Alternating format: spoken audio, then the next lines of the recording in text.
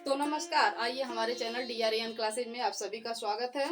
तो आज का हमारा चर्चा का विषय है अलंकार। अलंकार कितने प्रकार का होता है और इसके कितने भाग होते हैं, तो आइए देखते हैं इसका क्या अर्थ होता है। अलंकार, आलम धन कार। आलम का अर्थ होता है गहना, आभूषण या सजावट। गहना, आभूषण या सजावट। जिस प्रकार से माताएं, औरतें, बहनें गहना पहनकर सुशोभित होती हैं, आभूषण पहनकर सुंदर दिखती हैं, उसी प्रकार काव्य की शोभा बढ़ाने वाले शब्द या अर्थ को हम अलंकार कहते हैं। काव्य की शोभा बढ़ाने वाले तत्वों को अलंकार कहा जाता है। काव्य की शोभा बढ़ाने वाले तत्वों को अलंकार कहा जाता है। अलंकार मुख्य रूप से दो प्रकार के होते हैं, शब्द अलंकार और अर्थ अलंकार। एक उभय अलंकार भी होता है, लेकिन मुख्य रूप से दो ही अलंकार प्रयोग में ज्यादातर लाते हैं। तो आइए देखते हैं शब्द अलंकार। शब्द अलंकार के विभिन्न रूप है, जैसे यमक अलंकार। शब्द अलंकार में आते हैं यमक अलंकार, अनुप्रास अलंकार, श्लेष अलंकार इत्यादि।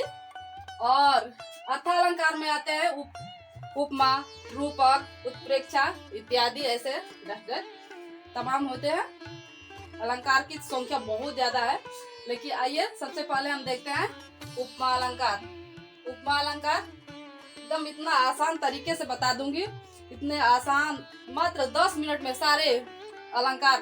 परीक्षा में जब भी आप बैठेंगे, एक नजर डालते ही उस अलंकार अगर होगा तो प्रश्न को एक नजर डालते ही पूरा हल। तो आइए देखते हैं। सबसे पहला है उपमा अलंकार। उपमा अलंकार को सबसे पहले देखते हैं। जब पंक्ति में योजक चिन्ह आए या डैश आए, उसके ठीक बाद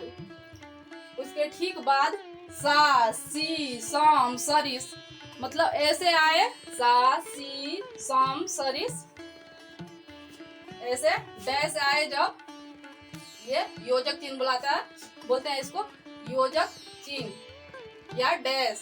डैश के ठीक बाद, जब पंक्ति में डैश के ठीक बाद सा, सी, सरिस, सम ऐसे आए, तो ऐसे शब्द आए या दिखे, तो वहां पर एकदम आंख मूंद कर एकदम उपमा अलंकार लिख दीजिए, एकदम सही होगा। जैसे आइए उदाहरण के लिए ले लेते हैं। मुख चंद्रमा सा सुंदर, क्या आया बीच में? डैश के बाद सा आया। एक और उदाहरण ले लेते हैं। कर कमल सा कोमल, फिर बीच में डैश आया, उसके बाद सा आया। तो क्या हो गया यहाँ पर? यो सा आया, ये नहीं कि किसी भी पंक्ति में सा डैश आ जाए तो आप उसी को मार दीजिए, नहीं। अगर शब्द के बीच में आता है तो वहां पर रूपक अलंकार हो जाता है। तो जब सा, सी, सरिस, सम दिखे डैश के बाद, तब वहां पर आंख मूंद कर एकदम उपमा अलंकार को चिन्ह लगाइए, एकदम सही होगा। एक और है, यहाँ पर डैश है, तो ये क्या हो गया? हमारा उपमा अलंकार हो गया। मुख चंद्रमा सा सुंदर है, मुख की तुलना चंद्रमा से की गई है। कर की तुलना कोमल, कर मीन्स हाथ की तुलना कमल से की गई है। तो यहाँ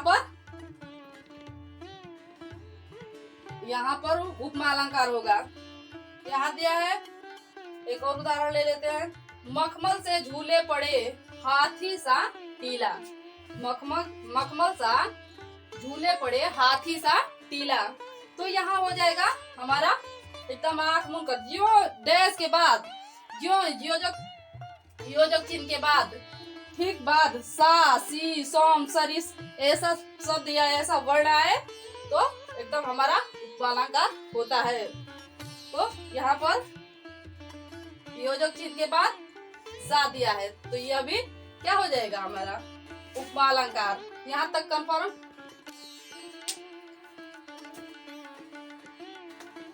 तो आइए, इससे पहले हम लोग क्या देखे?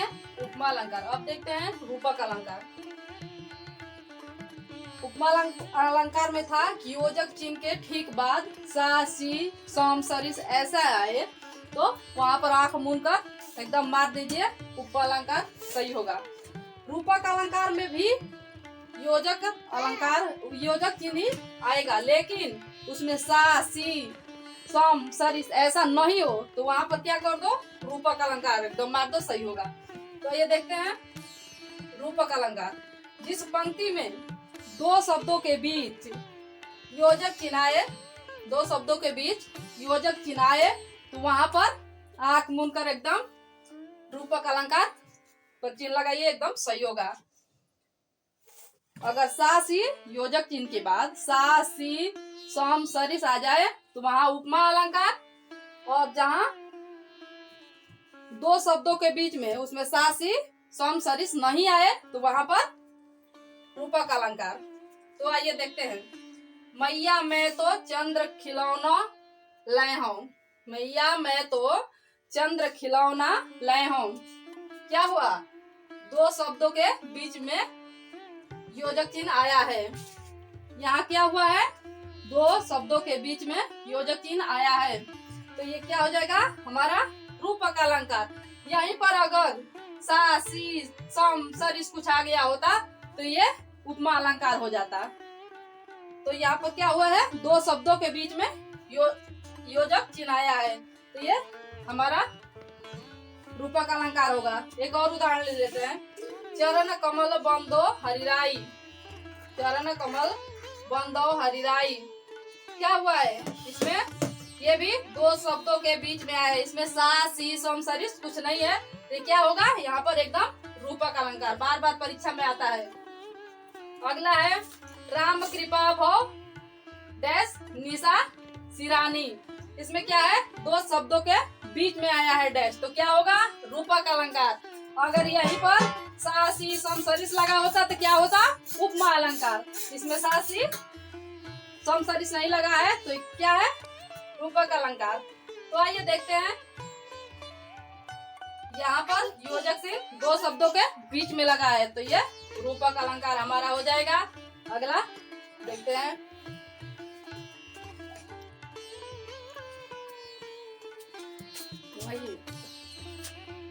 आगे देख चुके हैं हम लोग क्या?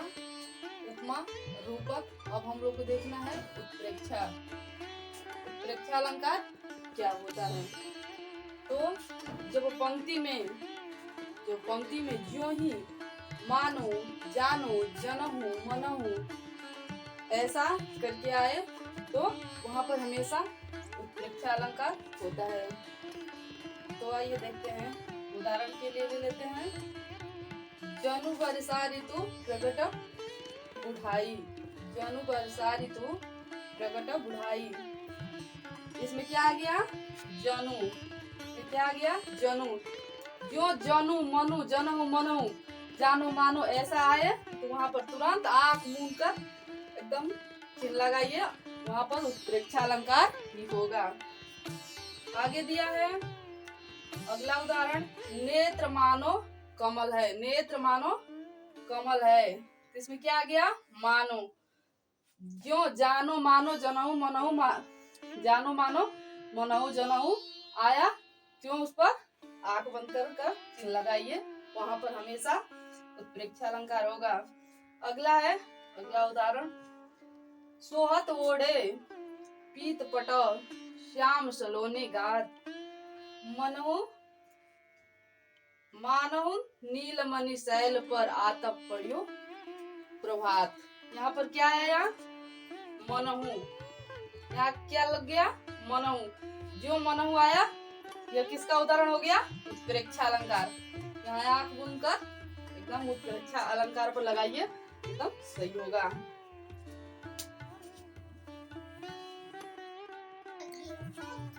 तो आइए उपमा देख लिए, अर्थालंकार में उपमा देख लिए, रूपक देख लिए, उत्प्रेक्षा देख लिए। अब देखेंगे अतिशयोक्ति अलंकार।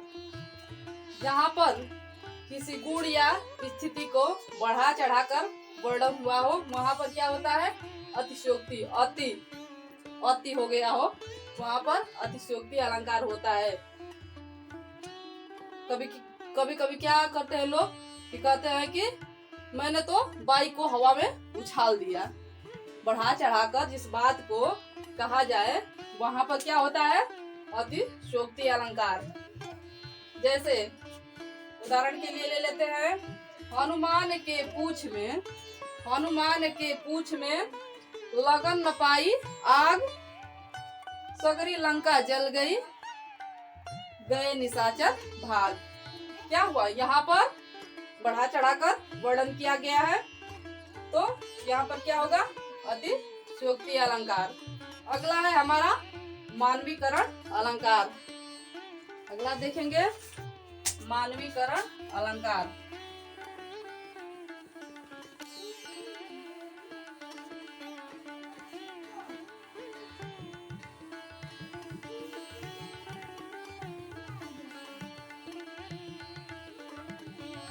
अगला देखेंगे मानवीकरण अलंकार। मानवीकरण अलंकार।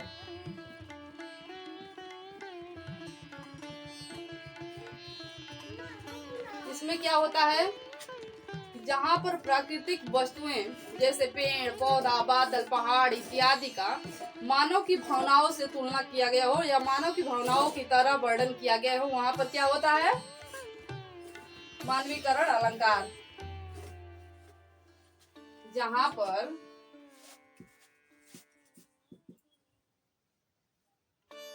प्राकृतिक वस्तुएं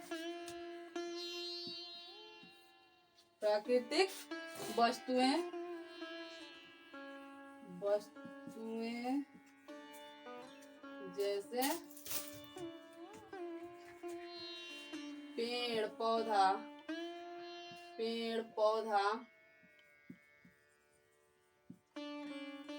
कलियां, नदियां, पहाड़ इत्यादि का वर्णन मानव की भावनाओं की तरह हो, इत्यादि का वर्णन मानव के भावनाओं की तरह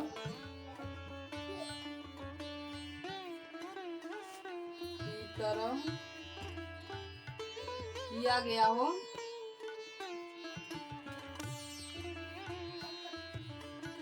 वहां पर क्या होता है, मानवीकरण अलंकार। जैसे उदाहरण के लिए ले लेते हैं, फूल हंसे कलियां मुस्काई। जैसे फूल हंसे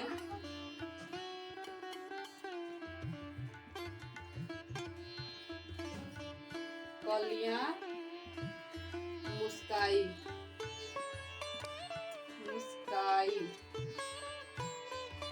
तो फूल कभी हंसता है, नहीं हंसता है, और कलियां मुस्काती है, नहीं मुस्काती है। तो यहाँ पर क्या हुआ है, मानव की तरह, जैसे हंसना, तो यहाँ पर क्या हुआ है, मानव की तरह वर्णन किया गया है, उनकी भावनाओं की तरह। तो इसमें क्या होगा, मानवीकरण अलंकार हो जाएगा। जैसे एक और उदाहरण ले लें, सागर के ऊपर नाच नाच करती लहरे गुणगान। सागर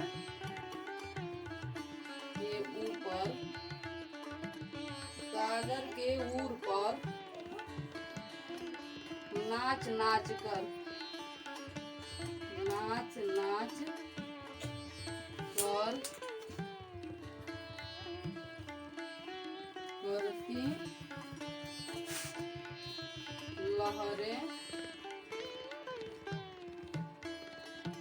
करती लहरें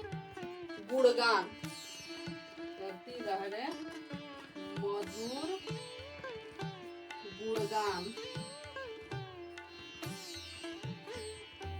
मधुर गुणगान। तो सागर के ऊपर मीन्स उसके हृदय पर नाच नाच कर क्या कर रही हैं, लहरें गुणगान कर रही हैं, नाच भी रही हैं और गा भी रही हैं। तो किसका, मानव के जैसा, मानव की भावनाओं के जैसा वर्णन हुआ है, तो यहाँ पर क्या हो जाएगा, मानवीय अलंकार। मानवीय अलंकार। तो आप लोग अर्थालंकार में उपमा अलंकार, रूपक अलंकार, उत्प्रेक्षा अलंकार, अतिशयोक्ति अलंकार और मानवीकरण अलंकार पढ़ लिए हैं। अब हम लोग देखते हैं शब्द अलंकार।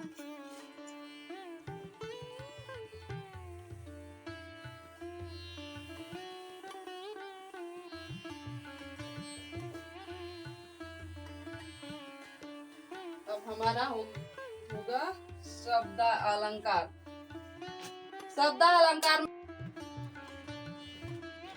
तो चलिए आइए, इससे पहले हम लोग देख चुके हैं अलंकार के, अर्थालंकार के जितने भेद होते हैं या जितने अलंकार होते हैं, उपमा, रूपक, उत्प्रेक्षा, मानवीकरण, ये सब हम पहले देख चुके हैं। अब हम लोग देखेंगे शब्द अलंकार। शब्द अलंकार में मुख्य रूप से 3 ही याद रखें, इतना काफी होता है। ऐसे तो होते हैं बहुत ज्यादा, लेकिन 3 याद रखेंगे तो काम चल जाएगा।